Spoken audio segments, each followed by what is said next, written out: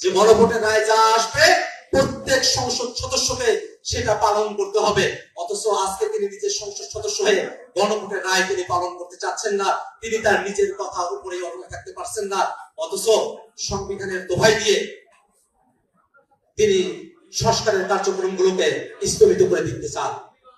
তিনি তার বক্তব্যের মধ্যে বলেছেন যে সংবিধানে সংশোধনী আসবে, তারপরে নাকি এই বিষয়গুলো নিয়ে আলোচনা হতে পারে। আমরা সবিনয়ে জানতে চাই, সংবিধানের 4 অনুচ্ছেদের মধ্যে বলা আছে মরহুম শেখ মুজিবুর রহমানের ছবি সরকারি অফিসগুলিতে টানানো থাকতে হবে। প্রধানমন্ত্রী তারেক রহমান, স্বরাষ্ট্রমন্ত্রী সালাউদ্দিন সাহেব, আপনার অফিসের মধ্যে মরহুম শেখ মুজিবুর রহমানের ছবি নাই, এটা কেমন করে সাংবিধানিকতা, সেই ব্যাখ্যাটা আপনাকে প্রদান করতে হবে। এখনো পর্যন্ত বাংলাদেশের সংবিধানের মূলনীতিগুলোতে আল্লাহর উপর পূর্ণ এবং আস্থা এবং বিশ্বাস এখনো ফিরে আসে নাই ফরমালি। কিন্তু সংসদ ভবনের দরজায় দরজায় আল্লাহর উপর পূর্ণ এবং আস্থা এবং বিশ্বাস ফিরিয়ে নিয়ে আসা হয়েছে। এটা ফিরিয়ে এসেছে কারণটা জনগণ সেটা চায়, জনগণের অভিপ্রায়। কিন্তু এখনো কিন্তু ফরমাল যে প্রসিডিং সেটা সম্পূর্ণ হয় নাই। আল্লাহর উপর পূর্ণ আস্থা এবং বিশ্বাস সংবিধানে এখনো পর্যন্ত লিখিত রূপে নাই।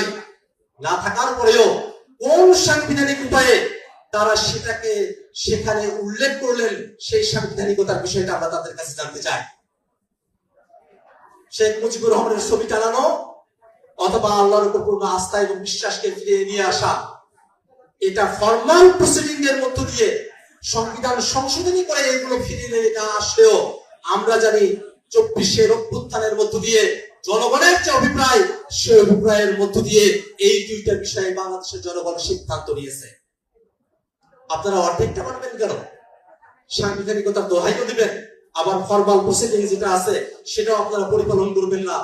এমন ভাবে তো আপনারা সরকার পরিচালনা করতে পারবেন না যে প্যান্ডোরার বক্স আপনারা খুলেছেন, সেই প্যান্ডোরার বক্স এমন ভাবে খুলতে থাকবে।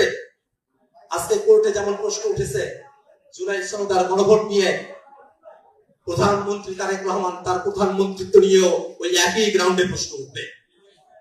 অতএব সংবিধানের কাঠঠোকটা তো হয় না, বরং সংবিধানের যতটুকু 24 অভ্যুত্থানের আকাঙ্ক্ষার সঙ্গে সঙ্গতিপূর্ণ ততটুকু বহাল রেখে গণভোটের রায়কে পরিপূর্ণভাবে বাস্তবায়ন করার মধ্য দিয়ে বর্তমানের যে সাংবিধানিক সংকট এবং জনগণের সঙ্গে যে প্রতারণার প্রকল্প, সেটাকে কেবল বন্ধ করা যেতে পারে।